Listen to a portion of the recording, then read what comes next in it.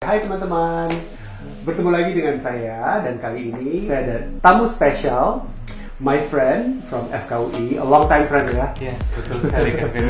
Dr. Caleb Cindarbumi. Dr. Caleb ini adalah dokter spesialis rehab medik. Jadi mungkin kalau teman-teman sering melihat vlog saya atau vlog Pak Haris belakangan ini kan saya ada masalah dengan tense neck dan juga shoulder, bahu saya yang suka sakit, lalu mengerjakan dengan alatnya itu apa dan sebagainya. Nanti kita akan bicara lebih lanjut. Ada kemajuan. Nah, hari ini saya mendatangkan tamu spesial, Dr. Caleb. Dr. Caleb is also a consulting doctor in Maharis Clinic ya. Yeah. Jadi mungkin bagi teman-teman yang belum terlalu familiar, dokter spesialis rehab medik itu what do you do on a daily basis? Mungkin bisa ceritain. Oke, baik ya. Jadi untuk dokter rehab medik itu sebenarnya luas banget sih. Dari generalnya kita mencoba memperbaiki fungsi atau mengoptimalkan fungsi suatu pasien, gitu ya, seseorang pasien. Nah, dari misalnya bayi baru lahir atau bahkan yang terminal cancer atau paliatif, kita juga bisa masuk di dalam. Paliatif tuh kayak pasien pasca stroke atau pasca cancer atau seperti itu ya.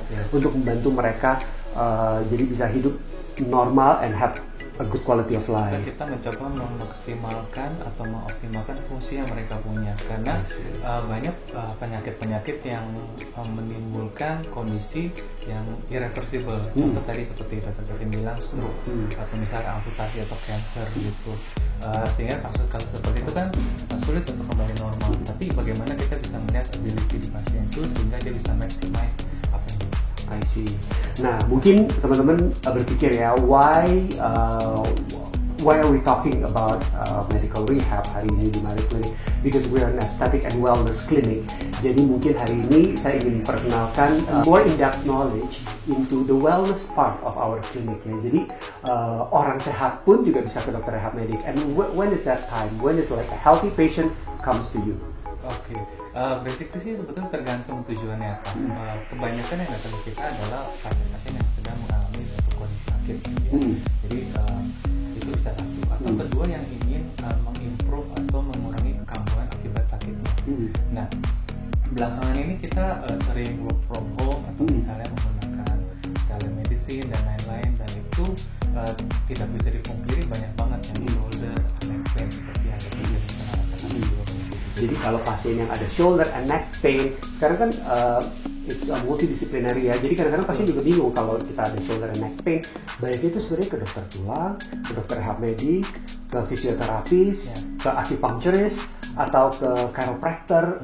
How to differentiate? Jadi sebenarnya itu bagaimana baiknya? Oke, memang dengan kemajuan teknologi dan juga sekarang informasi bisa didapat oleh semua orang, memang jadi agak blur.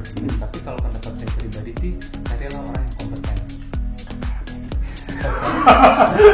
Dalam arti seperti ini, misalnya pengalaman kemarin gitu ya, kita tahu neck shoulder itu bukan cuma muscles, tapi ada tulang, ada saraf, ada pembuluh darah, gitu, dan muscles. Jadi seseorang yang kompeten harusnya bisa menilai sumber nyeri utamanya dari mana, apakah bom, saraf atau.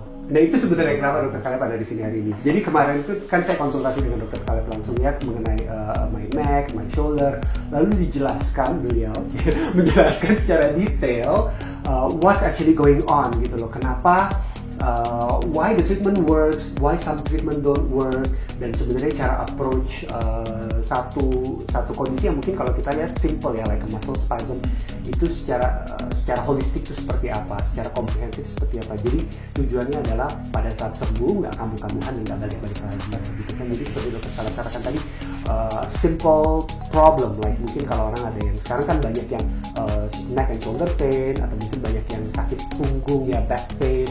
Itu it's so much deeper than that. Biasanya pasien gitu ya, kita akan pertama bagi dulu, artinya apakah ini kasus tulang, biasanya mereka dari trauma yang hebat sampai patah tulang seperti itu, atau misalnya kasus udah tua sekali yang sehingga dia ada kemungkinan fraktur juga, patologis seperti itu tulang bukan. Tapi yang kedua, kasus saraf bukan. Itu biasanya keluhan pasien bisa mulai dari kesemutan, atau misalnya ada rasa baal di area-area jari, area shoulder, atau kaki kalau misalnya problemnya dari pinggang, kayak kebas gitu betul ya sekali ya. betul. Atau yang paling buruk adalah misalnya ada kelumpuhan, sulit menggerakkan jari atau sulit menggerakkan Itu dari syaraf. betul betul. Apabila bukan itu, maka kita bisa pikir bahwa ini adalah sebuah problem yang berasal dari otot. Nah, tubuh kita terdiri dari banyak otot ya, dan dalam kita bergerak sebetulnya bukan satu otot yang bergerak, tapi sinergi dari beberapa area otot yang membentuk sebuah gerakan itu jadi baik. Itu sekali yang kita harus lihat secara holistik. Ketika kita melihat neck pain, sebetulnya bisa juga memang problemnya neck only, tapi bisa juga itu adalah komponen dari shoulder, dari chest ataupun dari upper trunk. Wait, jadi sakit di neck bisa datangnya itu dari chest atau dari shoulder atau dari trunk. Betul sekali, betul.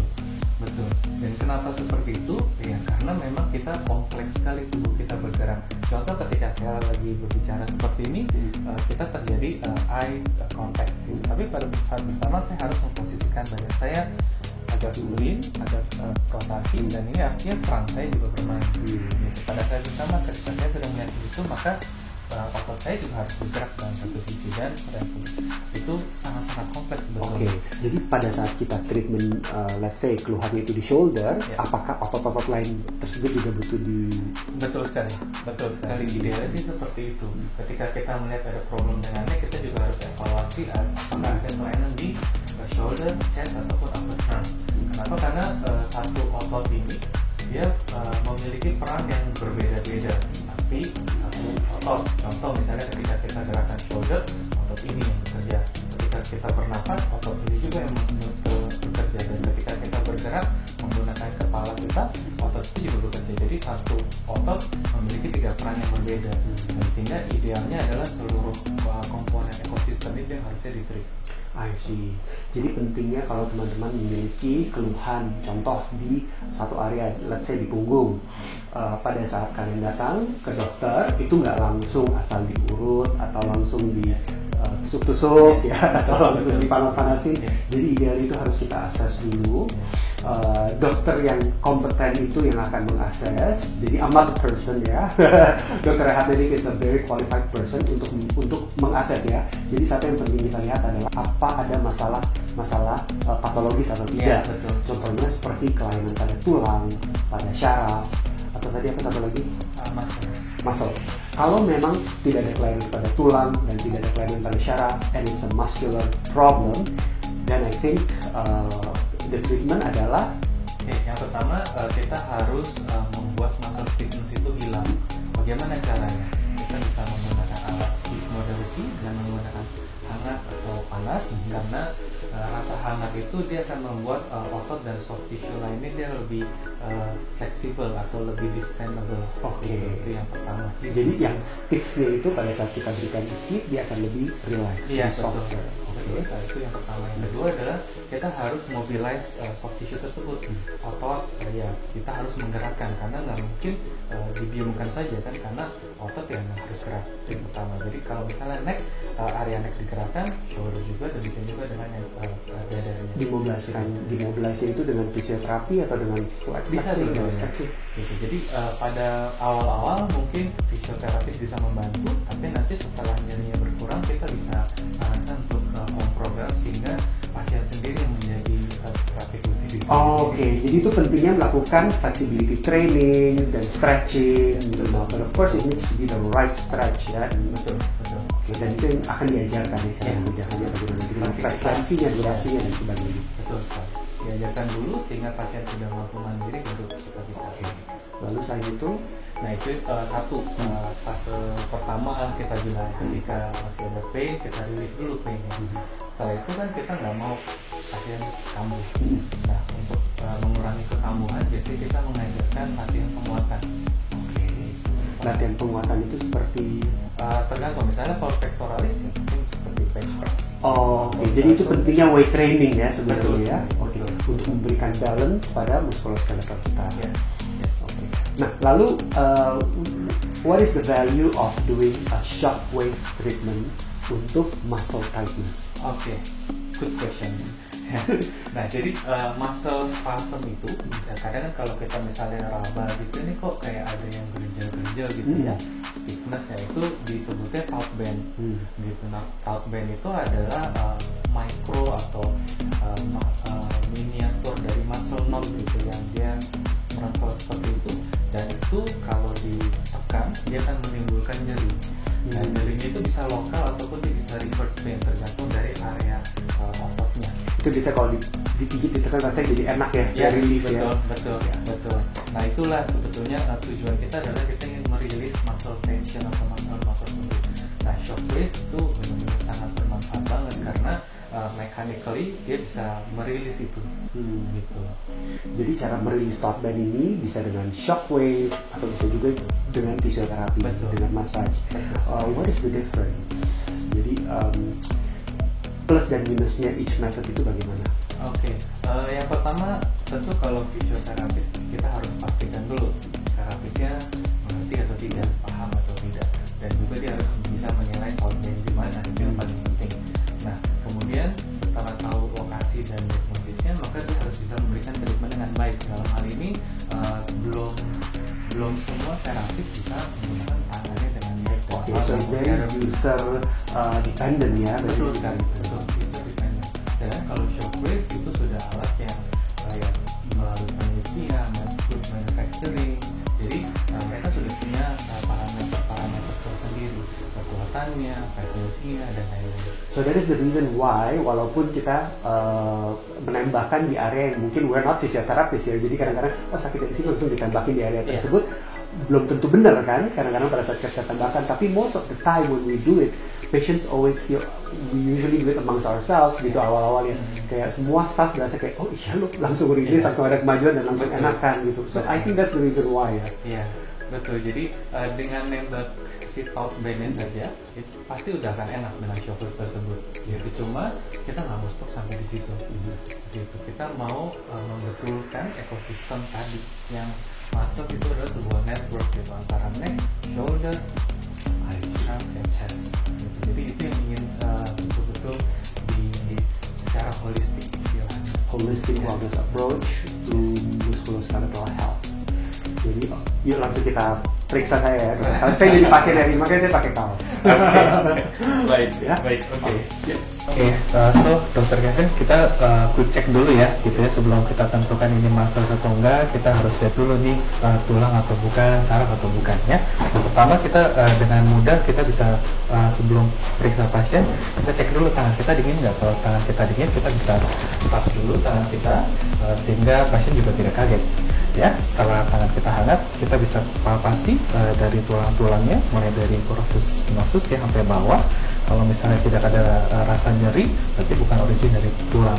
Kemudian yang kedua, kita bisa periksa apakah ini saraf atau tidak. Pertama dari keluhannya, ada kesemutan atau tidak. Apabila sedang ada kesemutan saat ini, kita bisa lakukan distraction test. Itu kita bisa maaf ya Dr. Kevin, kita pegang rahangnya, kita sedikit tarik ke atas untuk merilis apabila ada penekanan di radiksnya. Apabila pasien merasakan rilis simptom saat itu juga, kita bisa berpikir oh ini adalah kasus-kasus saraf seperti itu. Ya, ada juga sih beberapa provokasi tes, misalnya contoh dongak ke atas, kemudian kita bisa coba melihat ke arah jam 8, kemudian kita bisa berikan tekanan di kepala ya secara aksial, membebankan di tulang, sehingga apabila ada keluhan saraf, pasien akan merasakan kesemutan di tangannya. Ya, oke. Pada kasus ini Dr. Kevin aman, baik tulang ataupun saraf. Ya. Jadi dengan gerakan-gerakan simpel tadi, kita bisa mengetahui kalau ada keluhan di syaraf atau tidak. Gitu. Yes, betul. Jadi ada problem-problem yang mungkin penanganannya itu harus lebih dalam. Yes, betul. Itu beberapa quick test, tapi kalaupun perlu pemeriksaan lebih lanjut, ya pasti bisa lebih dalam lagi sih untuk diperiksa ya. Ya. Kemudian kita akan masuk ke pemeriksaan mengenai otot. Karena kita tadi berkata bahwa neck, shoulder, trunk adalah sebuah satu kompleks yang network, maka kita periksa dulu gerakan kepala. Contoh, maaf ya, ini kita raba dulu ya, ini otot-otot sternocleidomastoid, otot scalene. Nah, begitu diraba, mestinya sih akan terasa apakah ini spasma atau tidak, lebih kencang atau lebih stiff atau tidak. Kita harus cek kanan kiri untuk memastikan keduanya ya. Oke, ini baik SCM, scalene dan juga trapezius. Kencang juga ya Vin ya? Lumayan. Oke, kemudian rhomboid juga. Ini teres ya, external rotator. Oke, deltoid, pectoralis juga ya. Oke, good ya. Spasme semuanya. Oke, setelah itu kita coba lihat gerakan kepalanya ya. Contoh ya, kita rotasi ke kiri. Oke, good. Rotasi ke kanan. Oke, good. Apabila ada satu area yang tightness, maka kita akan terasa seperti ada hambatan ketika melakukan gerakan tersebut. Sekarang kita coba nunduk, fleksi. Oke, nah ini terasa pas di ujung ada terasa tarikan di sini sehingga sulit untuk lebih turun lagi. Sekarang kita dongak ke atas. Oke, dongak nggak masalah. Kemudian kita coba fleksi. Nah ini nih susah juga ya bahasa Kevin ya. Betul ke kanan.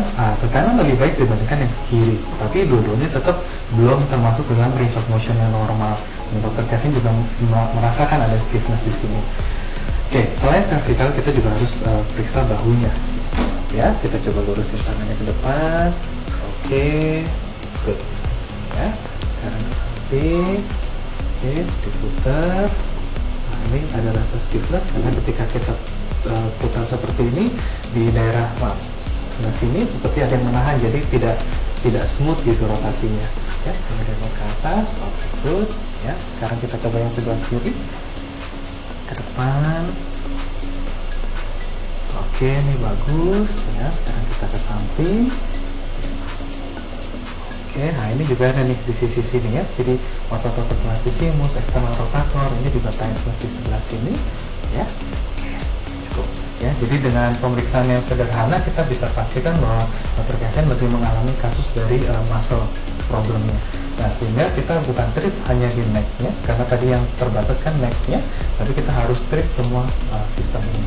Gitu, dengan cara apa tadi yang tadi kita diskusikan, diberikan rasa hangat atau panas, kemudian bisa diberikan massage, stretching, dan juga diberikan shockwave juga. Oh, jadi rasa heating itu di area-area lain, di area yang tight tadi juga harus diajarkan? Ya, betul. Oh, bukan betul. hanya di sini aja ya? Betul.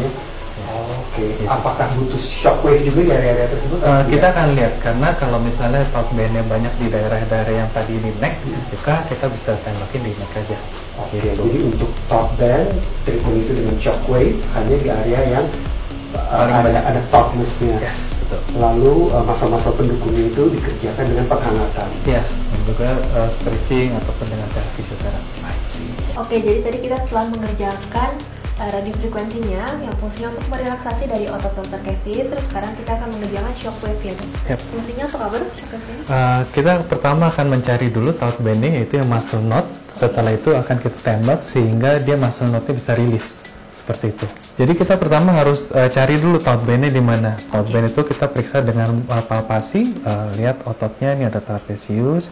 Kita cek palpasi yang kanan. Sini ada ya, di sini. Kemudian yang kiri, di kiri sini juga ya. Ketika udah melokalisir area tersebut, kita bisa kasih ultrasound gel ya, habis itu baru ditembak sini. Di area sini berarti dok? Betul di area top band-nya. Dari ikatannya tadi supaya lebih rileks. Betul sekali. Jadi shockwave ini ketika ditembakkan ke top band-nya, dia akan merilis top band-nya dan mengurangi nyeri. Ya, nah apabila kita belum yakin apakah ini top band-nya betul atau tidak, kita bisa berikan sedikit penekanan. Nah, kalau memang betul, pasien bisa rasa sakit di area tersebut ataupun revert pain ke area yang lain. Oke, ya, boleh. Kita atur kekuatannya, frekuensinya, dan juga intensitasnya untuk muscle. Habis itu kita bisa mulai terapi.